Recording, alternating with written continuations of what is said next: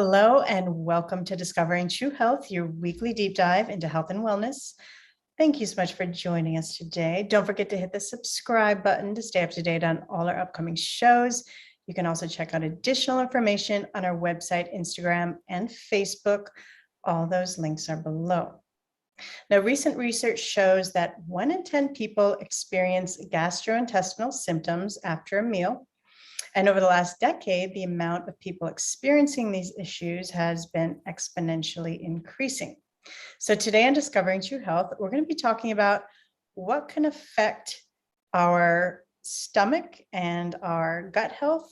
And we'll uncover some of the culprits like mold exposure. And we'll also talk about what ingredients in processed and packaged foods is adding to our gut health and health in general. And we'll also be learning some great natural at-home interventions to help restore our gut lining. So my guest today is Leslie Cannon. She's creator of KePro, a supplement that supports the body and gut health. And she's also worked in the food industry for 30 plus years in food manufacturing, R&D, and food development. And she's an educator on food and the digestive system. So thank you for joining me today, Leslie. Thank you. So now you worked in the food industry for over 30 years and you've seen quite a bit behind the scenes. Can you share with us a bit more about your journey and background in the food industry and what inspired you to kind of pivot and create and develop your product, KePro? Well, I started, believe it or not, like everybody else, working at McDonald's at age 15. Had aspirations of going to college, which I did. And by the time I got through college, they go, well, all your jobs are in food. You must love it. You need to stay with it. So I'd actually had a job offer with a company that did bakery deli ingredients. And I wound up taking that job not at 18, but at 30. And worked with them a lot. And that's where I really learned a lot. But then before that, I also learned a good bit about food. So when you're in the when you get into manufacturing ingredients, that's when you really start seeing things, learning why you have shelf life at the grocery stores for foods, packaged foods, and why they're kind of made the way they are. So that kind of helped that. So fast forward a little bit, I went to my doctor in 2011, and he said, Leslie, we know you have all kinds of issues. You're also in the food industry. Would you make a food for my cancer patients? He goes, most of the time they starve to death before they die of treatment. Wow. And I said, sure. So in a month I did that. Then he came back and he goes, I want 30 grams of fish protein. And I'm like, this is a dessert. So he goes, yeah, get on it. So a year and a half later, a bunch of R&D people, we worked on it. We did develop that product, but we later decided that was a Band-Aid. And we scrapped it completely. So what we really decided what we wanted to do, especially to help people, is focus more on the gut bacteria and nutrients, because those two things are very important for digestive health. And they've been ignored for a very long time. So that, when we put the focus there, that's how KePro came about. So fermented dairy has been used for over 2,000 years, and researchers really recently have uncovered its secret, which is the bacteria that's in it actually helps keep your digestive system very healthy. And then also I decided to do coconut, which also adds to it so that your fiber, your electrolytes, lauric acid, it's just really good. So the two combined just make a perfect pairing to really help do everything that's needed to keep your gut health healthy, as long as you're eating halfway good. So eating habits are very important. What you're eating, how you're eating is super important. So can you share with us a little more in detail about the combination of ingredients in KePro and the importance of each to our gut health? I know you said it's got the kefir in it. Well, it's a lot like kefir, but not quite. The neat thing is that your high quality fermented dairy, if it's high quality, it makes its own B vitamins. It has vitamin K in it. It also has your potassium, magnesium, phosphorus, manganese. It has a lot of natural ingredients or nutrients in it that your body needs on a micro level. And then also when you do the coconut, it's the whole thing. So that's your electrolytes. Real fiber, not something that's ground up so fine that it doesn't really act as fiber. It's just kind of like a bulking agent. So when you use a coconut fiber, it's very coarse, so it works as a fiber like it should. Hmm. Some of it is soluble, some of it's insoluble. But also you have your lauric acid, your MCTs, which everyone kind of knows what those are. Helps with weight loss. And they kind of like that. So when we created it to where it all works together. So your probiotics, your prebiotics, and your nutrients, your fiber, your electrolytes. So your electrolytes, the most important thing about that is natural electrolytes really work well in your body. Man-made ones, really your body's like, okay, what is this? So when your electrolytes are balanced now, and you have enough fiber and you have nutrients, now your body can get your digestive system working properly, and it will correct your diarrhea and or constipation. Constipation is you're not having enough water or enough fiber or enough bacteria in there. So when you pull in the electrolytes, they're going to balance and manage where the water goes, especially through your digestive system. So getting it going, getting it working right, and all of those also help to reduce reflux. So it all starts with what you're eating, the nutrients you've got, your enzymes, your hydrochloric acid. Is it all working together? Can your body pull the nutrition from your food? And are you eating food that has nutrition in it? So KePro addresses all those things. It's taken all those things into account and combined them all. And I know you mentioned, when we were talking off before the show, something about good mold. Yes. So KePro has your good mold, your good yeast, and your pre and probiotics in it, which is something that most people don't really realize. So when you have allergies, a lot of that is because you're missing your probiotics, but you're also missing your good molds. And a lot of your foods, they don't want, manufacturers don't want mold growing on the food, which is a good thing, right?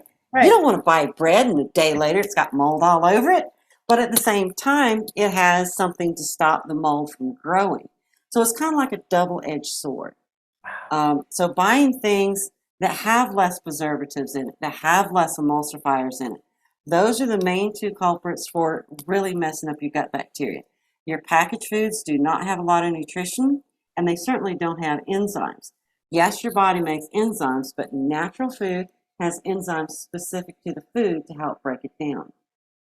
Interesting. And I've never heard anybody talk about good mold before. I mean, you hear about yeast, you take your probiotics, but nobody has ever talked about good mold and Well, how our diets can actually affect that. Like you said, it's our foods being treated for mold. So it's killing off the good mold and the bad mold. And that's why we're not getting that good mold. right. Like blue cheese. Blue cheese is a prime example. The blue is a mold. Right. But we're eating that, but it's a good, healthy mold for you. Got it. So, yes. Yeah, we as consumers, we have no idea what's a good mold and a bad mold. I wouldn't know if I was just looking at it. So we rely on the manufacturers that do know to help us out. So you want to, most important thing is mold is also in the air. You have good mold, bad mold in the air. Right. So you just want to really start watching how much packaged food you're eating versus real food. So spend more time in the produce department than you do in the package department. Exactly. And being in the food industry for over 30 years, and you've seen kind of behind the scenes and you've kind of touched on some of them, what types of ingredients in the processed and packaged foods, if we're eating them, should we be aware of and look out for that can impact our digestion and gut health negatively? If you turn the label over and if there's a word that you can't pronounce or you don't know what it is, you really should not put it in your body. That's how simple it is. So let's say cheese. It should say cream, whey, and cultures. It really just to be, if you're buying tomatoes, it should say tomatoes, onions, peppers, celery. If you're buying spaghetti sauce, you know that that's going to have, tomato paste, onions. Right. Right. But you're also going to have a preservative in there as well. So, because otherwise it might go bad. So manufacturers don't want to be sued and they don't want to get a bad reputation. So they're going to make sure that that food is good through that shelf life. Right. And no, do not keep foods past the shelf life. I've heard so many people go, oh, it's still good. Don't push it. Manufacturers are trying so hard just to give you that manufactured shelf life. Don't risk it. It's not worth it. So And is if you that like add, a double-edged sword, a preservative, where it's good in for some things, but then it can also be harmful, or? yes, it's like I said, it's anytime you have preservatives in a food, you're indigesting that. It's just a little bit. But when you're doing foods every day that have those in it, now you're really doing damage to your gut bacteria. So think of it as a scale. Good food, bad food. Good things in the food, bad things in the food. And you put little grains of sand on each side of the scale. Which one are you filling up the most? So if you're eating natural foods, then it's okay to do spaghetti sauce or preservatives or emulsifiers or your Coke or pizza or that cheesecake you want 20% of the time because your gut bacteria can compensate. But when you're doing the pizza and the McDonald's and the Cokes and the sodas and the mac and cheese and the packaged foods and the TV dinners and the spaghetti sauce and the noodles all the time or 80% of the time, you're setting yourself up for not a good gut health. You're setting yourself up to have gut issues. Right. So it's all about the balance. So if you're eating enough of the micros and macros or having a good supplement like KePro that's giving you a lot of those things that your gut health needs, then you can still add in some of the processed stuff or the sugary things, and you have enough of the good stuff in your gut where it's not going to completely, go in the wrong direction as long as you're doing it minimally. Right. That's it. That's it. And you have a lot of people out there that do that. And that comes into people saying, okay, well, how do we know? How do we know where our gut health is? Well, there's if you're starting to have issues, if you have seasonal allergies, if your stomach hurts, if you're constipated sometimes, if you have diarrhea sometimes, if you get cramps, bloating, gas, all of those are the body's way of saying, hey, pay attention to me. Right. The biggest mistake that we make is that we say, okay, so we might do a band-aid on it and the symptoms go away. Does that mean the actual problem is gone? No. Let's look at H. pylori. Good one to look at. H. pylori can take hold in the stomach. And we all have a little bit in our stomach anyway. It's there. It's natural. It's actually good for you. And can It's you when kind of cover what H. pylori is real quick? Because I didn't know about it before the show. Like what kind of the basics of what it is. Okay, it is a sporing bacteria. The key word there is a sporing bacteria that's considered a pathogen. Sporing, the biggest thing about that means is that if you put in antibiotics, it can go from a cell bacteria to a spore. Once it's a spore, the antibiotics cannot kill it. Once all the antibiotic treatment is gone, now it can go from a spore back to a cell and back to reproducing. A spore is kind of like when it's in hibernation, and then a cell is when it's active. Got it. So that's why So it those, burrows into your gut, and that's a spore. It's kind of burrowed in there and kind of hiding out there. yes, and that's why it's so hard when sporing bacteria get into your body to get rid of them, is because you're sending in the antibiotics, which is also killing all your good bacteria also. So, and then over time, that just goes into spore, it goes into spore. So by the time you've treated it, yes, you've killed off some, but some of them are now in the sporing phase. So now you're done with antibiotics, it comes back out and it starts growing again. So always being mindful to keep your gut bacteria balanced is very important. Even when you're feeling your best, that's the best time to really take care of it. Being proactive is so much better than being reactive. But when the first signs are when you start getting more gas and bloating, when certain foods are giving you issues, when you're having stomach pain, reflux, indigestion, all of these things is your body's way of saying, hey, pay attention to me. Right. Then a lot of people make the mistake of saying, okay, I've taken care of it, but they've really only taken care just enough to get the symptoms to go away. And actually, by the time you have symptoms, that's your body's 5 alarm going, think of a fire truck going to a fire, not putting out the campfire, but a really big fire. So when you get those symptoms, you really need to pay attention. And it does take at least 3 to 6 months, if not longer, to get it managed. Wow. And like you said, doing all these right things and having all the micros and macros and eating correctly and minimizing the, the low density or zero nutrition value foods in our lives, and maybe taking a supplement like KePro, will that kind of prevent us from getting something like H. pylori, or will it just help the intensity of it? Well, remember, H. pylori lives in your body all the time. It's already there. It's whether, yes, yes. Your body has pathogens in it all the time. Good ones, bad ones, all these different things. There's so many bacteria on our body, in our body surfaces. So they're there. Even candida, it's in your body. And in a small amount, it's actually very healthy for you. So in small amounts, it's good. But when it gets out of control, that's when it's bad.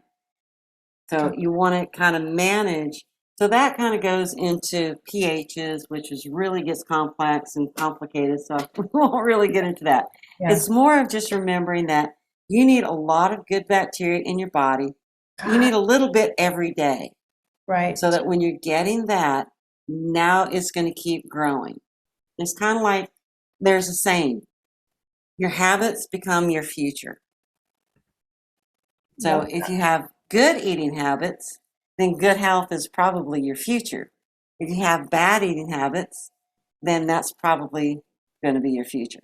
Absolutely, and that spills over everything in life. And I love how you just kind of said everything you said about how it's actually in your body. So it's a matter of, having the right balance. That's incredible. And I know this is a little controversial. The food industry is regulated by the FDA. So how do they kind of how is it justified that the food companies and the FBA they're using these harmful ingredients in our foods, like sugars and preservatives? How do they kind of see that or view that? Well, sugar, just a little bit of sugar is not going to hurt you. It's Right. when you overconsume it that it becomes a problem. So same thing with the preservatives. The companies have to protect the food to protect the consumer. In doing that, it's a double-edged sword. You can't have bad pathogens in food. Everybody would be sick, and then the whole industry would just fall apart. Right. So they have to make it safe for you. And in making it safe for you, they usually have to put preservatives, emulsifiers, and things like that in it to protect you from the food going bad and giving you food poisoning. Right. So the biggest thing is, yes, there's preservatives everywhere. Everything has sugar. A lot of things have salt. But it's your choice to decide what you put in your body. You actually have the power.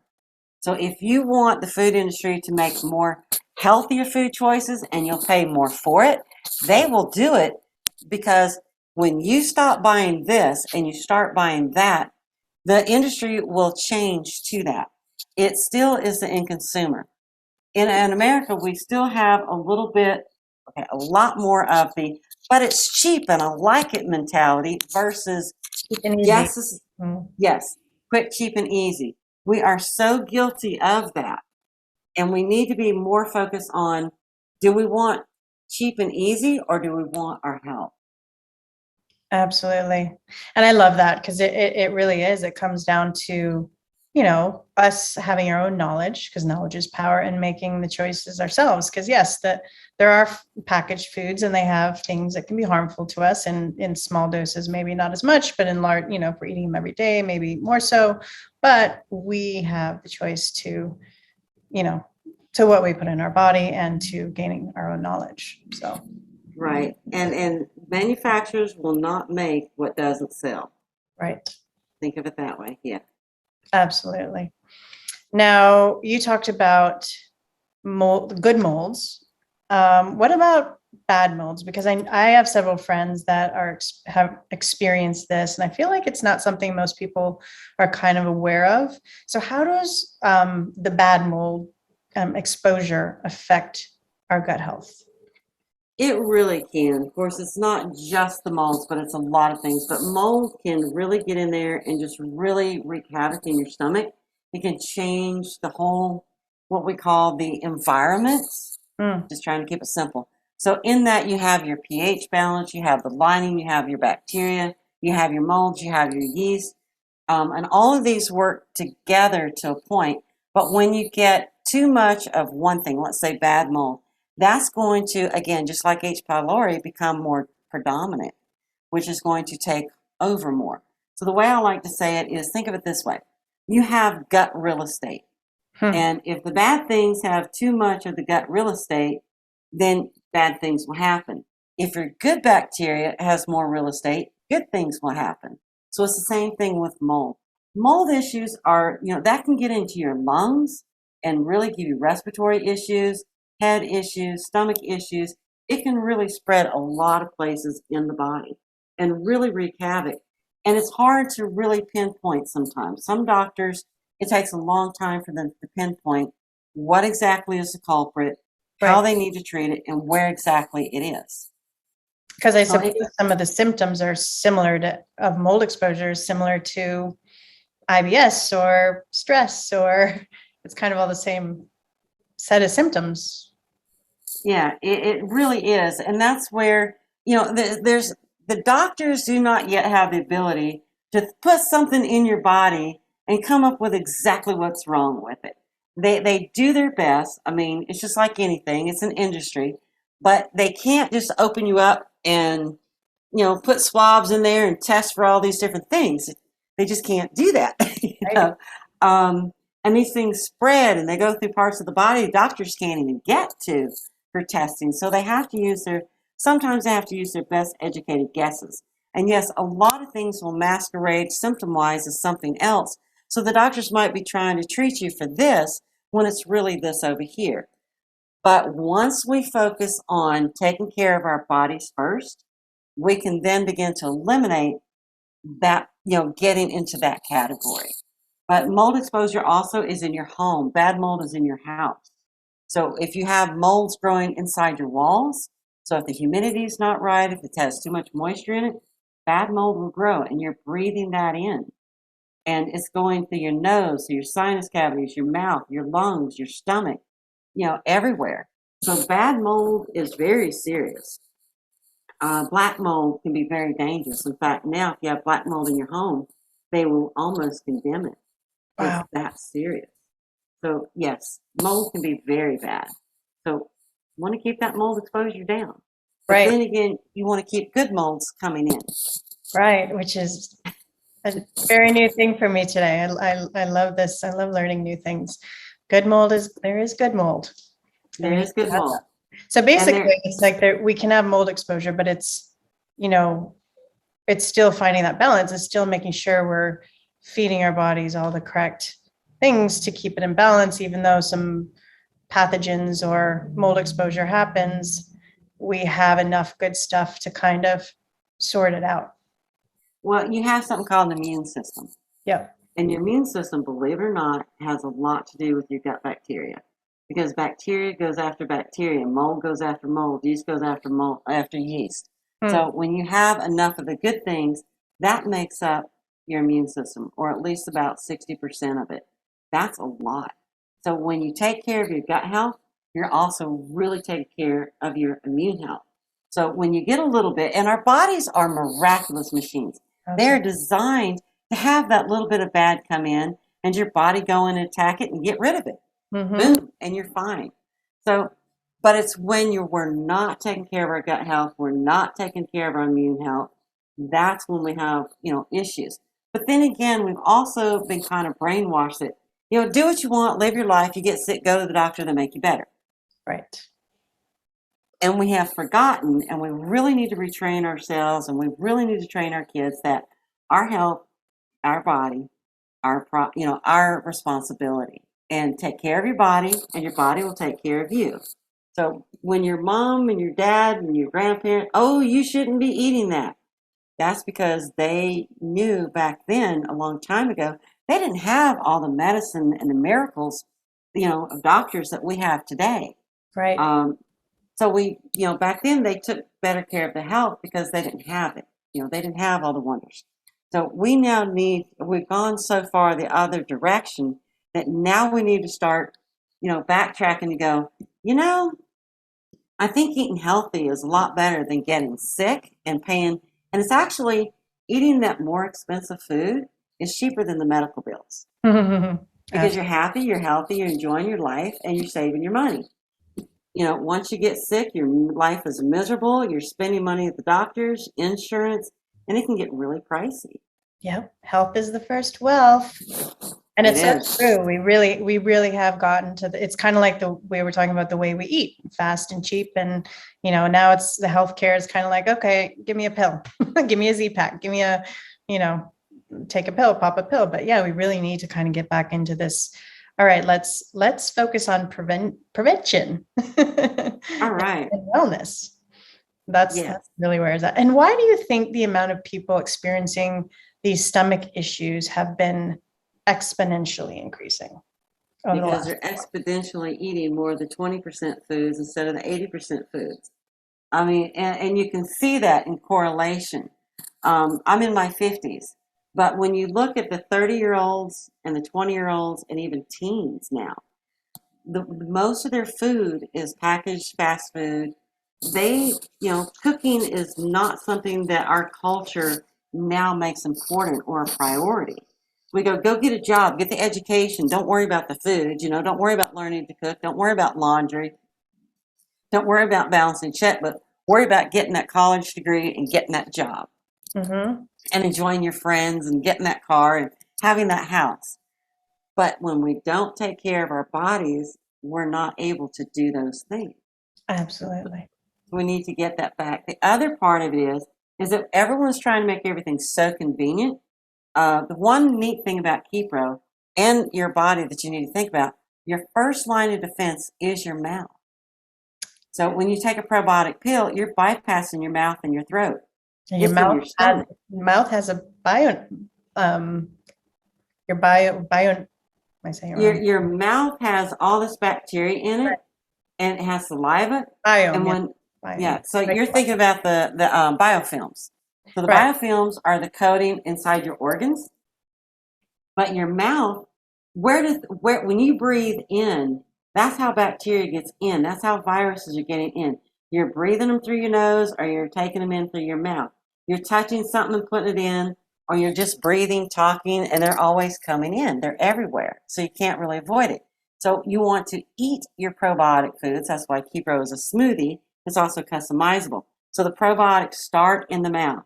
Yes. Now you're getting good bacteria in your mouth first, so your gum health is going to improve, and that's your first line of defense. Then it's going to go down your throat. It's going to help coat that also, putting a little bit of good bacteria through your throat all the way down through your entire body and through your colon.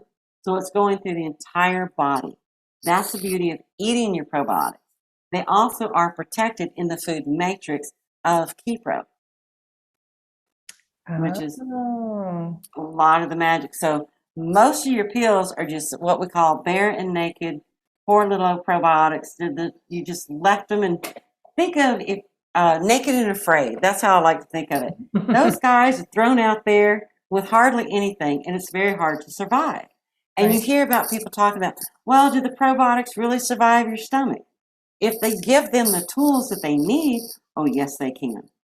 But when you're not really protecting them, when you're not eating them in the food in which they grow in, that's why we say eat your probiotics, then it's a lot harder for them to survive and do the job.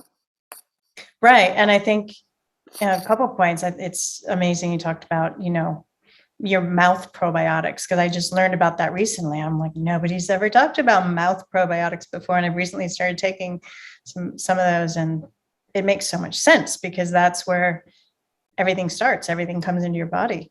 So that's a game changer, first of all.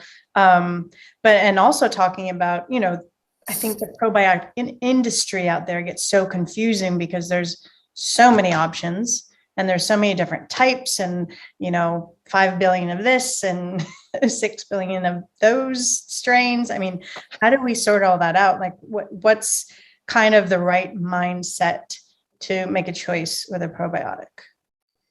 The difference, and this is why we did KePro, or I did KePro the way we did, we use what we call a natural consortium, which is your full spectrum. which means we're not buying probiotics and putting in KePro. They are natural to the product. So they have your healthy yeast, your healthy molds. Does everyone know everything that's in that matrix? No. They know it's very diverse and it's very huge. So that way, all we can say on KePro is what the CFUs are, which is basically stands for colony forming units per gram. So when I say there's 33 billion per gram, well, one scoop of KePro is 10 grams. So you're going to multiply 33 by 10, that's 330. But you're getting your mold, your yeast, and your probiotics, and your fiber, and a lot of things in that.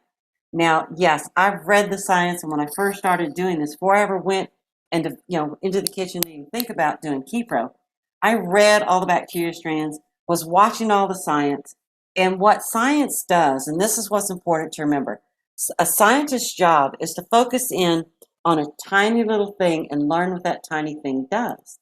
Well, there's a bazillion tiny little things. Mm-hmm.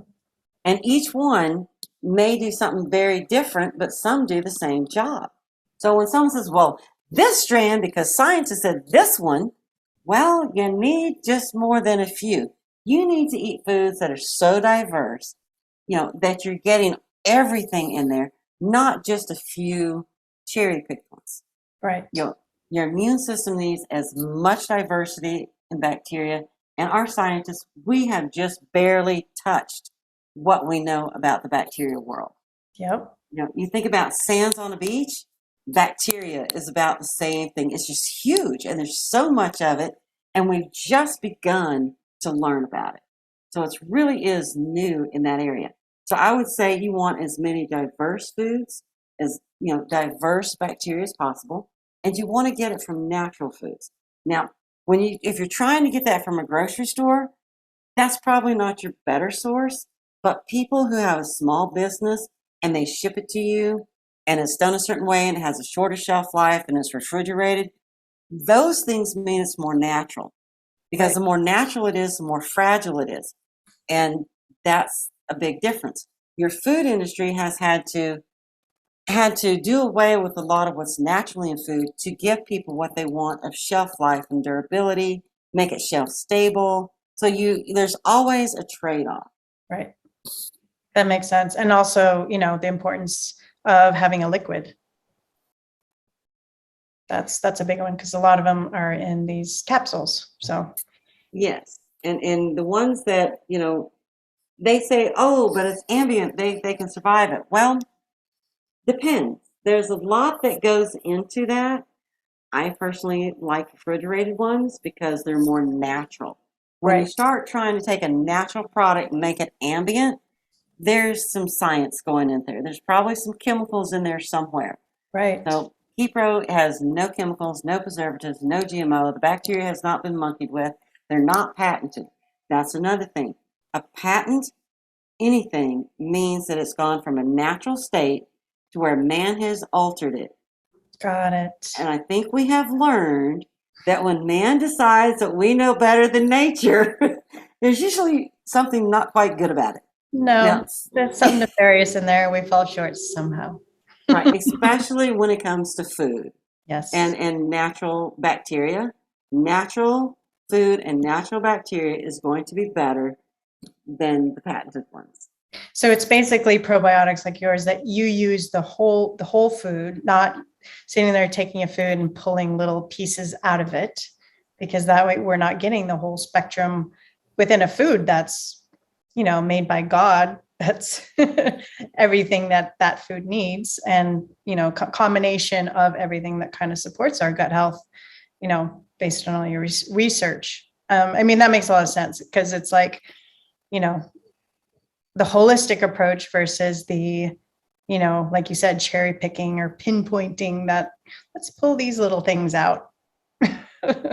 And that's a scientist's job that's what they do. Yeah. Their job is to learn. Right. And they focus in on one little bitty thing. And that's really good. But when it comes to, you also have to use a lot of common sense in some of this. Yeah. And kind of back up and go, okay, what's really good for me?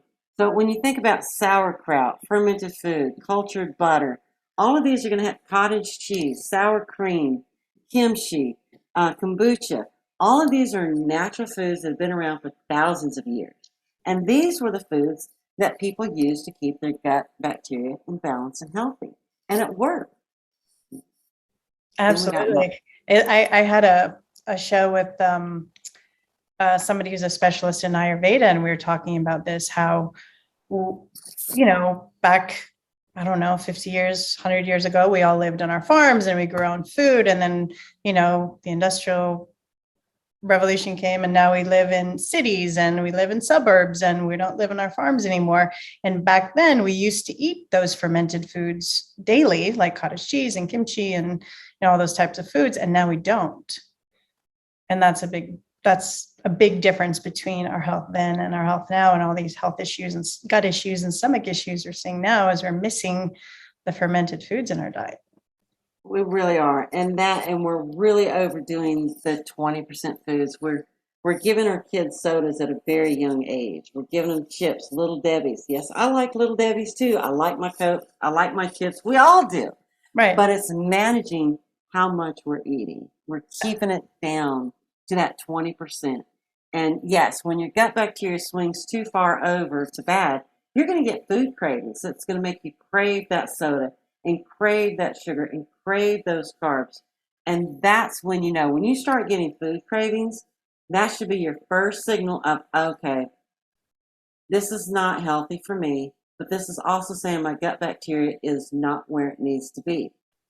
Go ahead and correct it now. A lot of people that have weight gain, when you think about it, they've gained a lot of weight, but when you look, they're fatigued, they're tired, they're not getting the nutrition that they need. So when you're eating too much of these 20% foods, it's lacking everything, the enzymes and nutrition. So your body needs nutrition. So if you're eating calories, empty calories, your body's still going to say, eat more because I need more nutrition. Right. So when you eat foods with a lot of nutrition, then your body will go, okay, I need a lot less. Absolutely. The fatigue will go away. You're not overworking your body. So that's a lot of it. And then also fasting is important. You always want to do a 12-hour fast.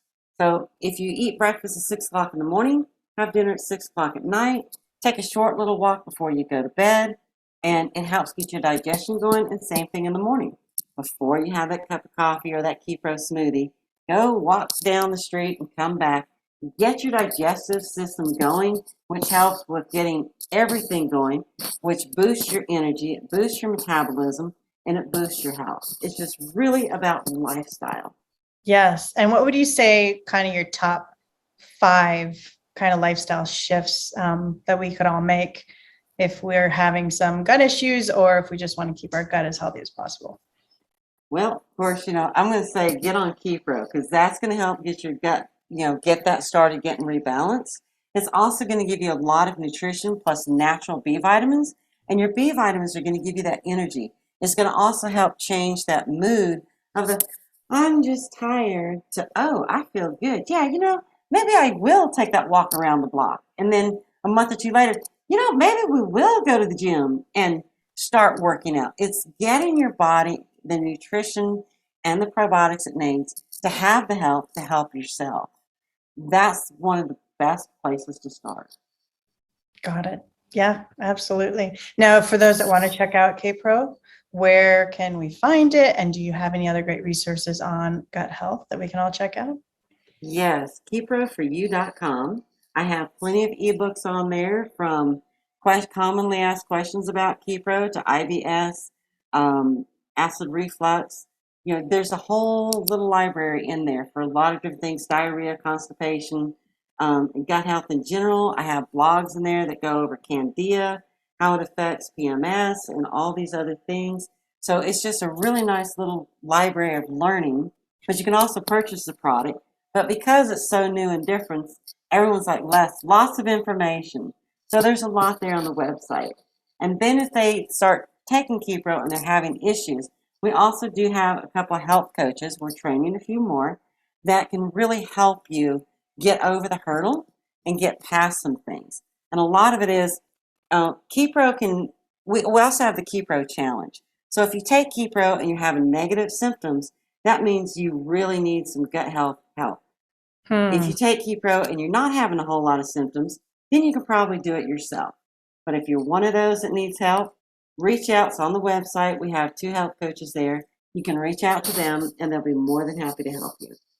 Oh, that's wonderful. I've read quite a few of your blogs and they're incredible. I mean, they're so detailed and so much great information and a lot of stuff I never knew before. So I definitely recommend checking out our website, and I'm going to post a link to that below. Well, thank you so much for joining me today and sharing your knowledge on gut health and mold and, all of that encompassing gut health. Really understanding the damage certain things can do to our gut health and how to keep balanced and, kind of the right steps to take is definitely, they're definitely good pieces of the puzzle to have awareness of and, know about when it comes to our gut health. So thank you so much.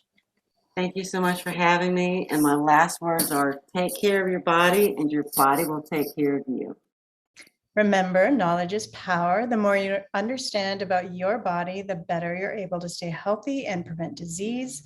And a reminder, I'm not your doctor, so please don't take this as medical advice. If you have specific questions about your healthcare, reach out to your practitioner. And if you like this video, please like and share with others. This information could really help someone you may know. And hit that subscribe button and the little bell to be sure you don't miss out on our future shows. And join us next Wednesday for the next episode of Discovering True Health.